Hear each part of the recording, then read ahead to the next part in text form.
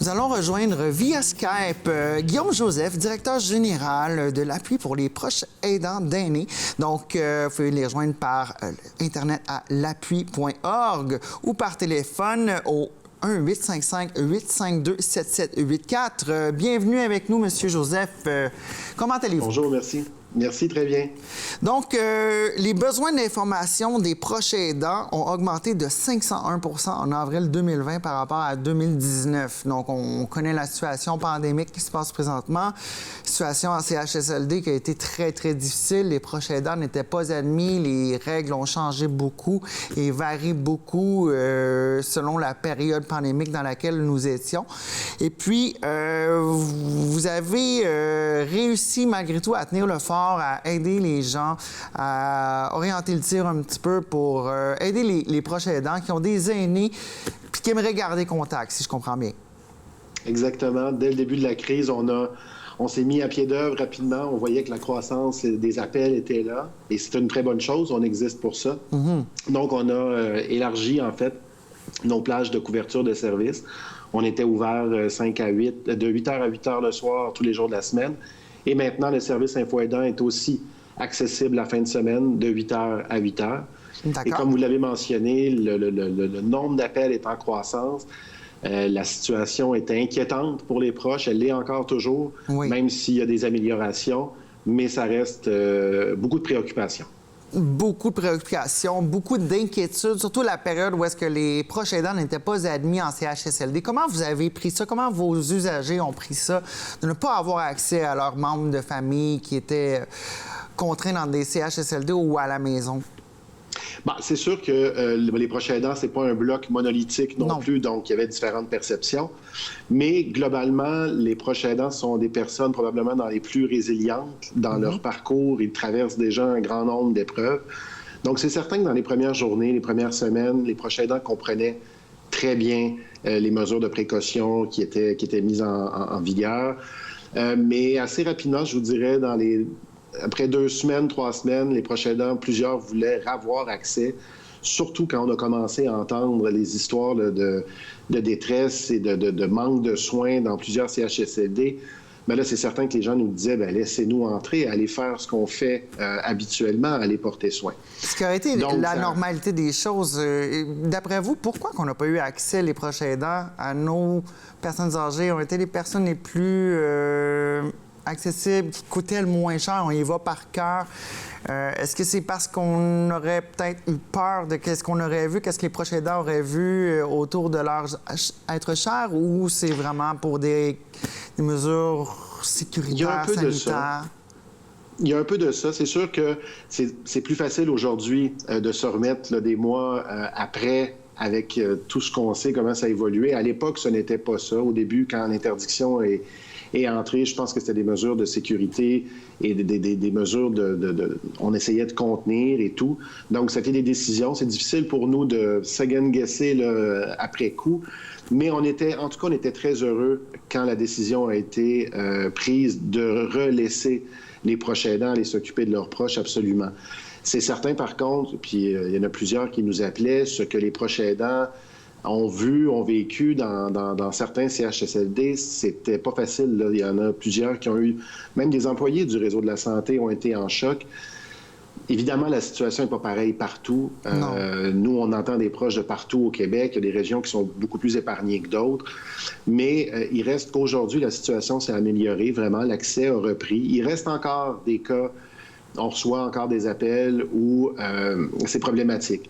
En fait, on peut, par exemple, dans certains établissements, permettre qu'à un seul proche d'aller en CHSLD, par exemple, alors que la directive du gouvernement est assez claire. Plusieurs personnes d'une même famille pourraient y aller, pas en même temps. Mais vous savez, souvent, cette tâche-là, elle est partagée aussi entre différents membres d'une même famille. Il y a des CHSLD qui essayent d'obtenir des dérogations, donc l'accès n'est pas toujours là. Et c'est un peu la même chose qui se passe. Pourquoi croyez-vous qu'on limite le nombre de proches aidants si on manque de staff, on manque de gens qui rentrent tout simplement pas travailler, que ils ont étudié pour faire ça, ils se pointent pas, puis on a des gens de cœur qui sont là, puis on leur empêche l'accès. C'est quoi les raisons qu'on vous donne dans ces CHSLD d'exception? De ce qu'on en comprend, ça peut varier, mais il y a des enjeux de formation. des enjeux justement de formation, comment manipuler le matériel de protection et tout. Et il faut le dire, il y a des enjeux de perception où on semble, en certains endroits, interpréter les directives du gouvernement d'une façon qui ne nous semble pas convenable. En même temps, on n'est pas derrière les portes des gestionnaires. Il y a peut-être des raisons très louables, mais il n'en reste pas moins que ça brime ou ça dérange les proches aidants, puisque eux semblent qu'ils devraient avoir accès. Ben oui, et il y a toute la question de la reconnaissance, en fait. Tout à fait. Dès le début, les règles évoluent, hein? Puis on dirait que des fois, certains établissements sont encore sur des anciennes directives. Parce que ces directives les servent mieux. Écoutez, avec ce qui s'est passé, l'hécatombe dans les CHSLD, notamment en région lavalloise, montréalaise, on a des questions à se poser sans nécessairement vouloir exposer ou fabuler. On peut quand même se poser des questions. Pourquoi que des gens n'ont pas accès à leurs parents, tandis qu'il y en a, on voit tous les jours des gens que les parents sont sains encore, qu'ils n'ont pas été atteints, puis ils n'ont pas moyen de les transférer, de les bouger, de les visiter. Qu'est-ce que vous en dites de ça? Bien, c'est sûr qu'on ne peut pas se le cacher. Il y a un défi. Il faut encadrer ces personnes-là qui entrent dans nos murs. Il faut les former, comme je disais tout à l'heure. Il faut les diriger, mettre des mesures en place et tout.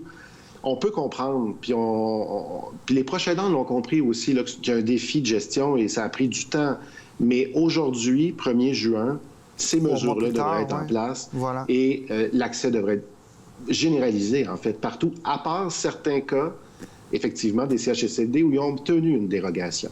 D'accord. Maintenant, c'est la même chose dans les résidences pour personnes âgées aussi.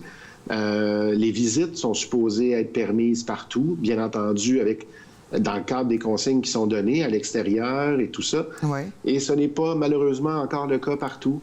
Il y a encore des barrières et plusieurs proches aidants nous appellent. Donc, nous, au service Info Aidant, bien, ça nous permet d'avoir le pouls de la situation. On peut refaire monter certaines informations aussi. Et surtout, aider les proches aidants dans leur démarche à faciliter. On n'a pas de baguette magique, de lien direct avec les établissements, mais on peut les diriger, les aider à faire en sorte qu'ils soient entendus et que ça change. Et puis rapidement, pour les gens, les personnes âgées qui ont des services, des soins à la maison, que les proches aidants ont pu aider pendant le confinement, c'est quoi le feedback, le retour que vous avez post-pandémique, post-confinement de ces gens-là? Dans les premiers jours, semaines qui ont suivi la pandémie, plusieurs proches aidants avaient eux-mêmes annulé les services d'aide à domicile pour toutes sortes de raisons, justement de protection avec les consignes de santé publique et tout. Quand on a vu ça, bien, effectivement, on comprenait la situation, mais rapidement, nous et les organismes sur le terrain, on voyait venir une deuxième crise, si je peux dire, potentielle, c'est-à-dire, déjà, ces personnes-là sont souvent isolées en raison de la lourdeur de la tâche là, qu'ils doivent accomplir auprès de leurs proches. Donc, c'est sûr que de voir l'arrêt des services, il ne faut pas se cacher qu'aussi l'offre a été chamboulée aussi là, dans certains milieux. Tout à fait. Il y a des organisations qui avaient des employés, leurs intervenants, c'est des personnes âgées aussi. Donc, nous, le cri du cœur un peu où on est rendu à ce stade-ci, c'est qu'il faut que les gens recommencent à faire appel aux services d'aide à domicile.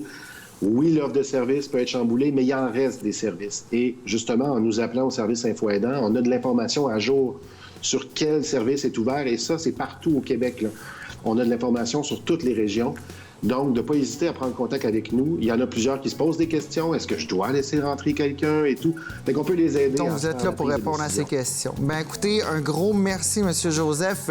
Les numéros et coordonnées sont en bas d'écran. Donc, l'appui.org, vous avez besoin d'aide, vous êtes un proche aidant. Merci beaucoup, M. Joseph, directeur général de l'appui pour personnes proches aidantes d'aînés. Donc, Maud Cambronne pour la suite. Merci.